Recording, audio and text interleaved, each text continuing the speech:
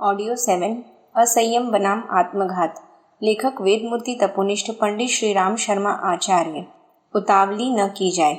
बिना श्रम के रुपया, मिठाई, पौधे, जानवर आदि उपलब्ध करने की आकांक्षा असफल ही रह जाती है। यदि इतनी जल्दी यह सब काम हो सके होते तो बेचारा बाजीगर क्यों दर दर मारा फिरता। वह तो स्वयं की कब का लखपति करोड़पति बन गया होता। पर करे क्या, सारी बुद्धि लड़ाकर भी बेचारा प्रकृति के कठोर नियमों का उल्लंघन करने में सफल कहाँ हो पाता है। बाजीगरी केवल बच्चों का मन बहलाने का खेल बनकर रह जाती है। रुपया, मिठाई, पौधे, जानवर आदि दुनिया में जो लोग प्राप्त करते हैं वे बाजीगरी से नहीं, उचित श्रम के आधार पर प्राप्त करते हैं। बुद्धिमान लोग इसको अच्छी प्रकार जानते हैं, इसलिए वे उचित मूल्य देकर अभिष्ट वस्तु प्राप्त करने की योजना बनाते हैं और अपना अभिष्ट मनोरथ पूरा करते हैं। धैर्यपूर्वक सतत प्रयास से ही स्वास्थ्य सुधार संभव होता है। आरोग्य रक्षा के प्रति सतर्क रहें। शरीर शास्त्रियों ने काया की संरचना के ईश्वरीय कौशल पर विस्तृत प्रकाश डाला और बताया कि इसकी तुलना में मनुष्यकृत सारे निर्माण तुच्छ हैं। इसका प्रत्येक कलपुर्जा इतनी कुशलता के साथ बनाया गया है कि उसे 100 वर्ष तक नहीं, सैकड़ों वर्षों तक भली प्रकार काम करते रहने में किसी प्रकार की अड़चन नहीं हो सकती।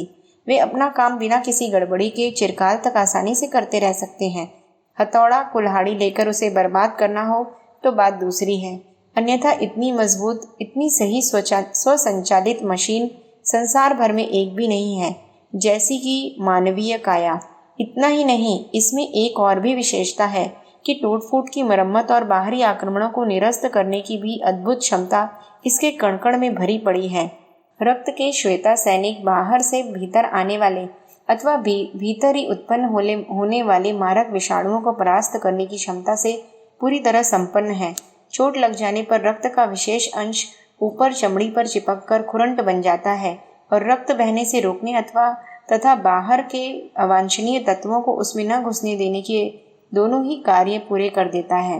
रक्त में प्रविष्ट विष फोड़े फुंसियों के दर्द, ताप, दाह आदि के रूप से बाहर निकाल फेंकने के लिए जीवन शक्ति अनायास ही प्रबल प्रयत्न करती है।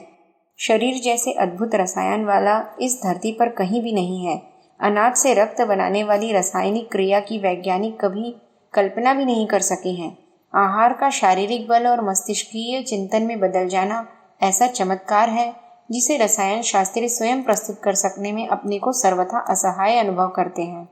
लगता है सृष्टा ने अपनी कलाकृति को यथासंभव सर्वथा पूर्णता के अनुरूप ही बनाया है। अनावश्यक और अवांछनीय तोड़फोड़ की जाए तब तो बारूद के सहारे पहाड़ तक गिराए जा सकते हैं, पर यदि संभाल कर रखा जा सके और अनावश्यक छेड़खानी करने से हाथ रोका जा सके तो यह शरीर बिना किसी विशेष प्रयत्न के ऐसे ही सुदृढ़ बना रह सकता है।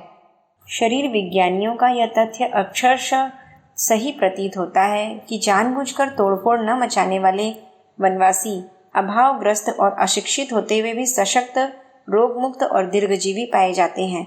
तलाश करने पर इतना ही निष्कर्ष निकला है कि वे भी अन्यत्र रहने वाले पिछड़े समझे जाने वाले लोगों में से ही हैं।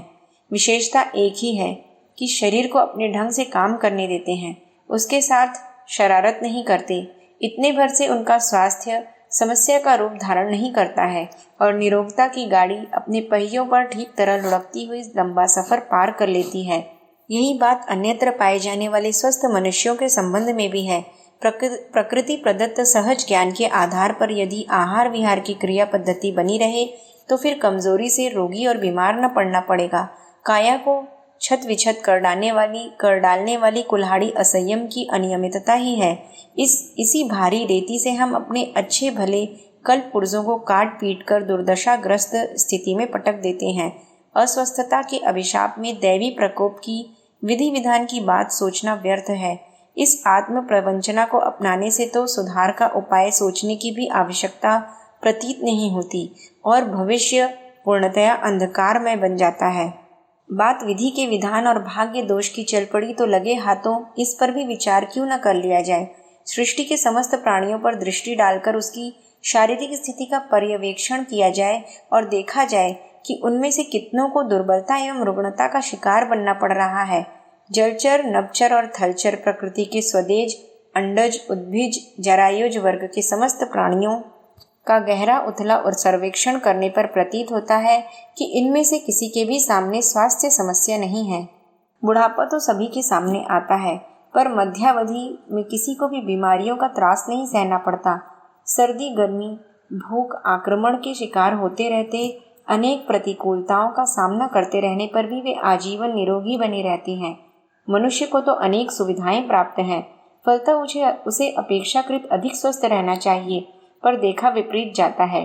पिछड़ी समझी जाने वाली योनियों के प्राणी आरोग्य का आनंद लेते रहें और प्रगतिशील कहलाने वाला मनुष्य उस सहज सौभाग्य से वंचित ही बना रहे, यह कैसी विडंबना है। मनुष्य स्वयं बीमार पड़ा और अपने चंगुल में फंसे हुए पालतू पशु पक्षियों को भी बीमार बनाया। यदि इसी का नाम बुद्धिमत्ता है तो उसे पाकर मनुष्य ने क्या लाभ कमाया। इन सब बातों पर विचार करने से अपने समीपवर्ती क्षेत्र में जो भी निरोग, समर्थ, प्रफुल्लित, उल्लसित, स्फूर्तिवान व्यक्ति पाए जाते हैं, उनके संबंध में यही धारणा बनानी पड़ती है कि वे किन्हीं विशेष सुविधाओं के कारण इस उत्तम स्थिति में नहीं रह रहे हैं। मात्र शरीर यात्रा के लिए प्रकृति की निर्धारित आचार संहिता का पालन करने भर से ही आरोग्य का वह आनंद पाया जा सकता है जिसे जीवन का प्रथम सुख कहा जाता है। स्वस्थ, उत्साही और स्फूर्तिवान मनुष्य से अपनी तुलना की जाए, यदि उनके अंग अवयवों से अपनों की समता की जाए, तो प्रतीत होगा कि एक ही वर्ग के जीवधारी होते हुए भी हम लोगों के बीच अन्य क्षेत्रों में ही नहीं, आरोग्य स्तर की विषमता भी बुरी तरह छाई हुई है। यह सभी विषमताएं कृत्रिम है, ईश्वर प्रदत्त नहीं। मनुष्य ने अपने सभी पुत्रों को प्रायः समान स्तर के शरीर और मन दिए हैं। इनका सही गलत उपयोग करके ही मनुष्य पिछड़ेपन की एवं समुन्नत स्तर की परिस्थितियों का निर्माण करते हैं।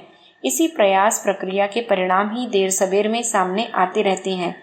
इसलिए भाग्य का एक नाम कर्म भी है। कर्म विधान, कर्म रेखा, कर्म लेख आदि शब्दों का यदि भाग्य के स्थान पर प्रयोग किया जाए तो इसमें उसकी अधिक सार्थकता समझी जा सकेगी।